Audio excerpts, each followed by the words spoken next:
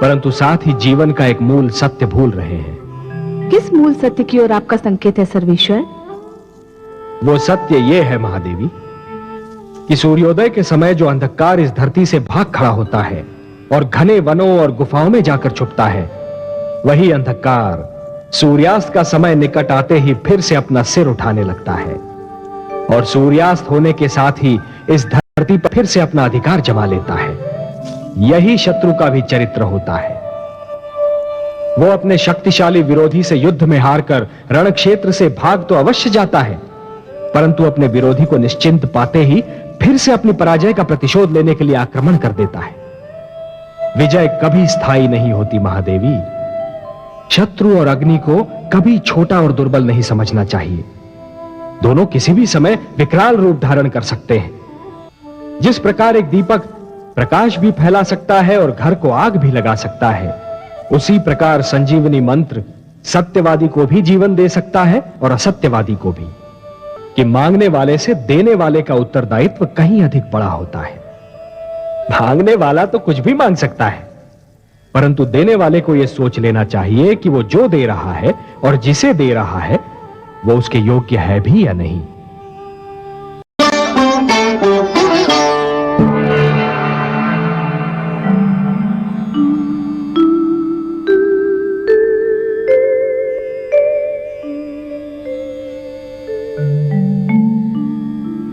हे नाथ, मैं आपकी सुंदर मुस्कान के हर रंग से परिचित हूं। इस समय भी जो मुस्कान आपके अधरों की शोभा बनी हुई है, उसके रंग को भी मैं पहचानती हूं।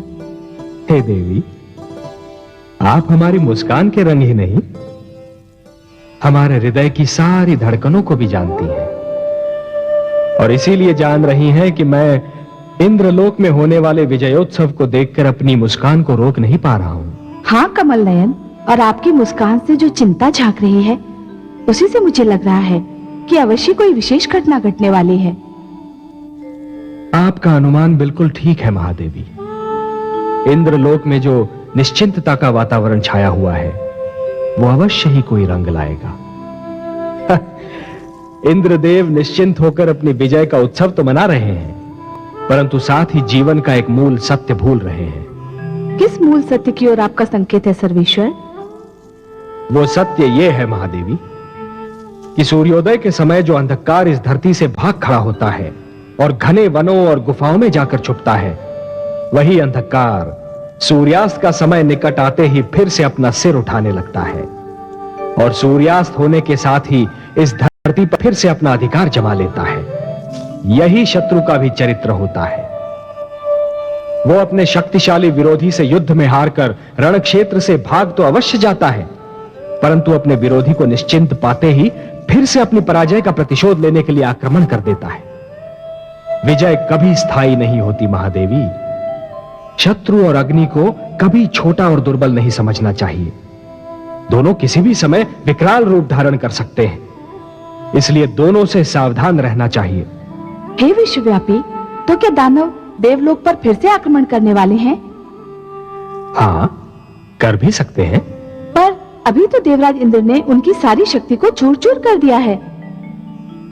दानव शक्ति का केंद्र है दैत्य गुरु शुक्राचार्य का मस्तिष्क, जो इस समय भयंकर रूप से सक्रिय है, पूर्णतया जागा हुआ है।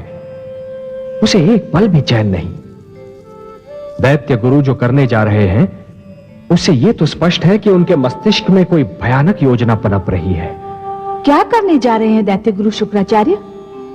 वो भगवान शिव के पास जा रहे हैं संजीवनी मंत्र मांगने, और यदि उनकी योजना के अनुसार भगवान शिव से उन्हें संजीवनी मंत्र मिल गया, तो देवताओं के लिए दानवों को जीत पाना असंभव हो जाएगा। ये तो सचमुच बहुत गंभीर समस्या है। हे देवेश्वर, सब जानते हैं कि भगवान शिव बहुत भोले हैं। कोई भी उनसे कुछ भी मांगे तो वो दे देते हैं। कोई भी उनके सामने झोली फैला दे तो वो उसे तुरंत भर देते हैं। दैत्य गुरु शुक्राचार्य बहुत चतुर हैं। कहीं भोलेनाथ उन्हें ये मंत्र दे न दे। भोले अवश्य हैं हमारे शिव शंकर, परंतु उन्हें यह भली भांति ज्ञात है कि संजीवनी मंत्र उस शक्तिशाली शस्त्र के समान है, जिसका सदुपयोग भी संभव है और दुरुपयोग भी, जिससे रक्षा भी की जा सकती है और विनाश भी।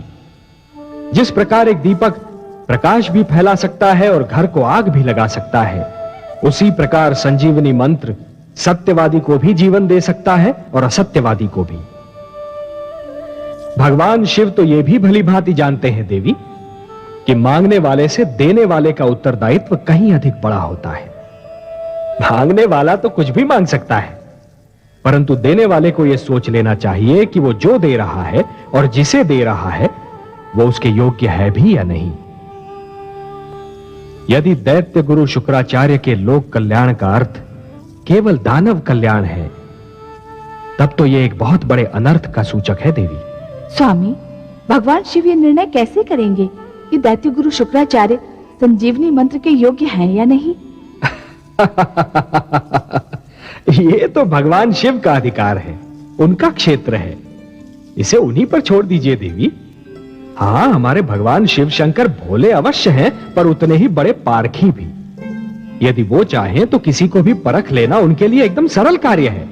फिर भी क्या ये उचित नहीं होगा कि देवराज इंद्र को दैत्य गुरु की योजना से अवगत करा दिया जाए? कहीं ऐसा ना हो जाए कि देवराज इंद्र विजय उत्सव मनाते रहें और दैत्य गुरु अपने उद्देश्य में सफल हो जाए। यही तो हमारी भी चिंता है देवी। देवराज इंद्र की निश्चिंतता हमें चिंतित कर रही है। विजय ने उन्हें नीति के मार्ग से हटा दिया है। उनका तो यह कार्य था कि अपने गुप्तचर भेजकर अपने शत्रु की गतिविधियों से सतर्क रहते। आपने उचित परामर्श दिया है देवी, हम देवेंद्र को सूचित करेंगे। जय